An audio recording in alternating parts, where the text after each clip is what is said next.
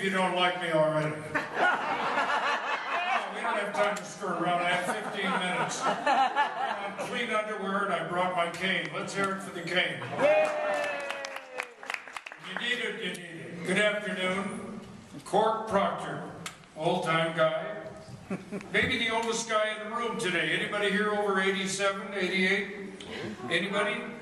Oh, you're all youngsters. I have underwear over this. I'm not going to show it to you. Anyway, good afternoon. I brought a bottle of water and a cane and a bag. I'm good. And it's delightful to be here with you because for me, this is a career move.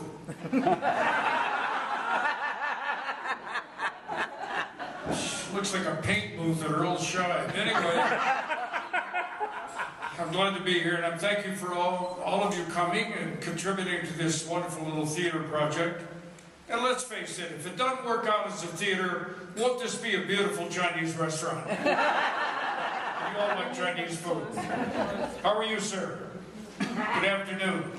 Try to cheer up. You look like you're waiting for a laxative to work. Not while I'm on, okay? Been reading a lot because when you get to be 87, you're not doing sex, drugs, and rock and roll. Not to my knowledge. So, in Spanish, my name is Corcho, and there's a politician here named Corcho Cordero. And so, usually the cab drivers, after 7 years here, the cab drivers go by and they, "Hola, Corcho," and then they say, "No Corcho Cordero." It's a whole story. After you've been here 7 years, you get it. Look at this sweater. Would you mind standing up? Because I don't think a lot of people stand up. It's beautiful. Looks like a giant bumblebee in heat. Thank you. You were a good sport. That's what I was going for. Are those ground control pills around your neck or what are those? Anyway. So we're here to have a little fun while we can, and there's some great talent here. I'm proud to be here this afternoon because where else would I be? If we go to Don Cologne's, they have the executive dinner. That means you get 2 paper napkins and 2 toothpicks. Don Cologne. Don Cologne's running a special. All you keep down for $1. I like Don, we're good friends. The reason I didn't get up here, ladies and gentlemen, this is very dangerous for me. This is a riser. I don't know why, because most of the people are tall, but it's okay. It's not important. Anyway. How many of you have been in Cuenca more than 20 minutes? Some have been. Well, I didn't come here. Many of you came for economic changes. Many of you came because you thought the climate was great. Many of you came politically. Many of you came because there's no guns. I came because you can get cuy tacos. When you tell the Ecuadorians here that the cuy is a form of the rat, oh, cuy is sacred, you know. Come here.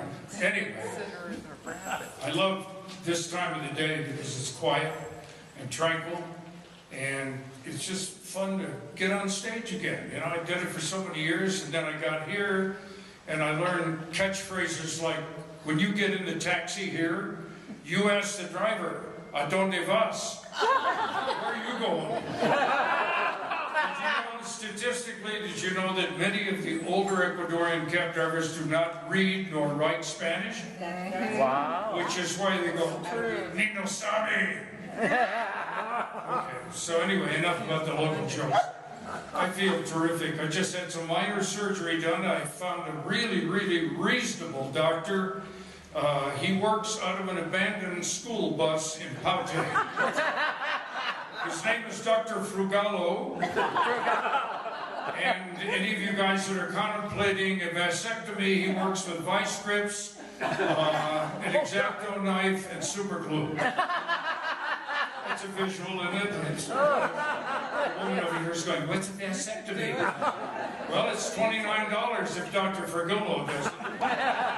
Actually, I had my vasectomy done in Miami by a Cuban gardener with a weed whacker.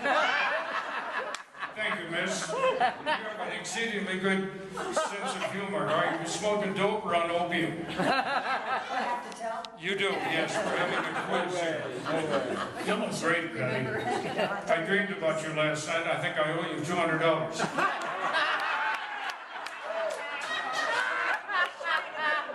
I'm sorry about the duct tape. I didn't think I'd come out. This is a good friend, an actress from back east who is on the run. Actually, this is a man. People come here to hide out, and it's a good place.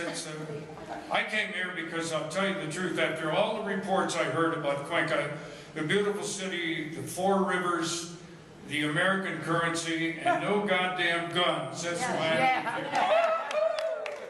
went in offending with the word guns. Sir, you can take the hat off. We've all been to the consignment store. That's a new hat, Rick. Yes, we have representatives here from the Cuenca consignments where you can buy a slightly used bed with a few stains for $100. I shopped there myself. It's a great city. How many of you are really happy that you're here and not back in the States? Okay, there's the common denominator. Now we can go forward. Sit up straight. You look like you're in a pay toilet in Texas. Jesus, where do we get these people? I have a time cue here. I have to watch it because yesterday, well, you went over. Well, okay. I love your line. What was the little thing you described about the brochure this morning? You just told us something that was a... You got I don't know what I said. I was talking about the... You said it was a pull-out. It's a pull-out. Well, that's 2 words that women are delighted to say. There's a joke in there, but I'm not going to explain it. I'm not touching that part. Is anybody here old enough to remember W.C. Fields? Oh, yeah. Loved William Claude Dukenfeld. He was so funny. At one time, there was a bar in Los Angeles. Anybody here from Southern California? Los Angeles? Okay, then you know the Garden of Allah. Sure. Owned by Paula Negri, the actress, and Rudolph Valentino, who was just swell. Anyway, am I going too fast or? Probably not. I'm not going fast. W.C. Fields was inordinately drunk most of his career. Right. He also happened to be one of the greatest pool shooters in the history of the world, who could clean the table in about 2 minutes. Also the first guy to juggle cigar boxes. Enough trivia. One night at the Garden of Allah, W.C. Fields was in there, and as usual, he'd been drinking. So he was in a hurry to get to the bagnio, the bathroom, and by mistake, he went into the ladies' room. And he had that usual approach that he always had. Yes, I'm going to go in and just see what's going on. Goes in the ladies' room by mistake. A woman walks in. She sees W.C. Fields in an act of eliminating some fluid. And the woman gets really uptight. She said, "Young man, this is for women only." And Fields said, "Well, so is this lady, but occasionally I run a little water through it." Are you okay, folks? This is not a Christian Science meeting. Let's get on the same page. So I worked 9 years on the cruise ships and had a wonderful experience, and that was when cruise ships were cruise ships, like when Vegas was Vegas. If you never got to Vegas, let me tell you, you missed out. It was wonderful. When the mafia ran it, it was a real town. Now it's a bunch of corporate eunuchs going, "We'll have to table that before we make a decision." Am I missing something here? Anyway, the cruise ships were wonderful, and funny things happened. They built those ships in such a hurry. I worked for Royal Caribbean for 9 years in the Western Caribbean and all over. They built those ships, you know, with a minuscule of insulation between cabins. Yeah. Oh, yeah. So one night I'm in my cabin and I'm with a lady and we're drinking and having a wonderful evening. And next door, we hear these sounds coming right through the wall. This is like 3 o'clock in the morning. Oh, oh, oh. I got up the next morning, it was an old couple with emphysema.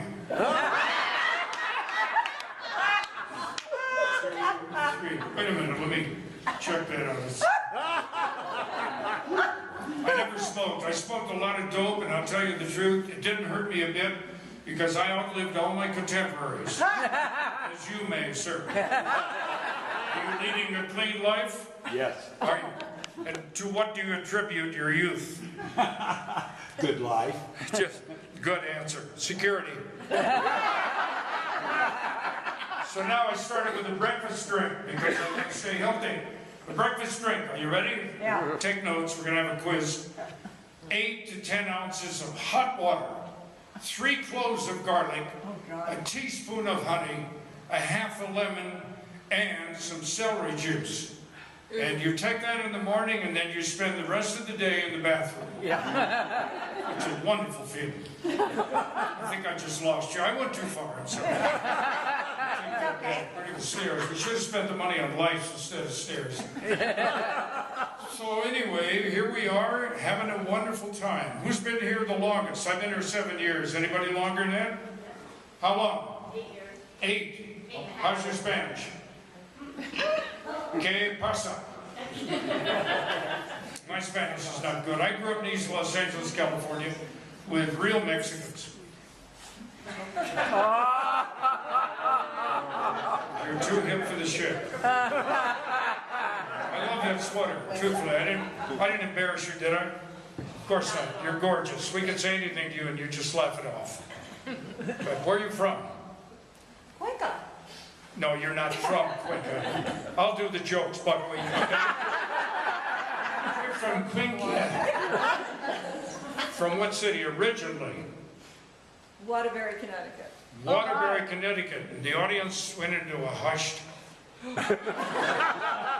What's the main industry up there? It's not sex, drugs, and rock and roll. We know that. No, factories in the old days. Okay, good. Well, I'll be thinking about you later tonight. But I moved from San Francisco to Cuenca 13 years ago. You've been here 13 years. Would you like to sit down and chat? No.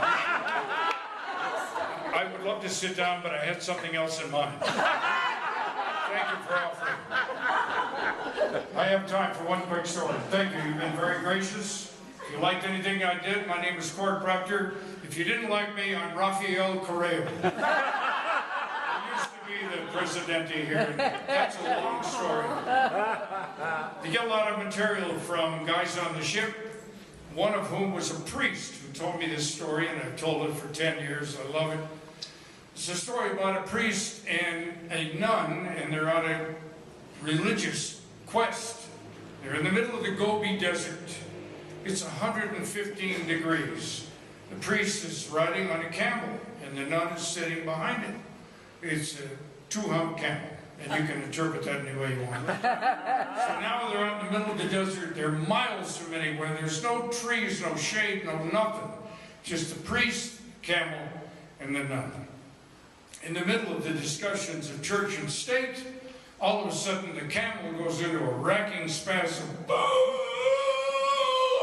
rolls over dead. The nun gets up, brushes herself off. The priest gets up and he said, well, I don't understand, sister. This is very strange. This is really bizarre. Here we are. We've done God's work for years and years, and now it looks like we're going to spend the last few moments here next to this dead beast of burden, this camel. And the nun was very pious, and she said, Father, she said, you know, he works in mysterious ways. The priest said, well, sister, I don't think it's fair. And he said, I am very disturbed. He said, would there be anything I could do for you? Any small token before we go on to our just rewards? Would there be anything, sister? Just name it. We're close to the end of the trail. And the nun reflected for a moment. She looked around. She said, well, Father, I've never seen a man without his clothes. And the priest recoiled and he said, sister. And she said, you asked? There it is. The priest took off all of his clothes, standing in his natural manhood next to this dead beast of burden in this godforsaken desert. And the nun got down and she scrutinized him, and she'd never seen a naked man before. She's looking and she's looking here, looking there. Finally, she focuses near his loins. And she said, Father, what would be that appendage there swinging twixt your loins and your thighs? He said, oh, sister, he said, that's the shaft of life. And through it passes life. And he said, with your help, we could create life. And the nun said, well, why don't you shove it into the camel and let's get the hell out of here.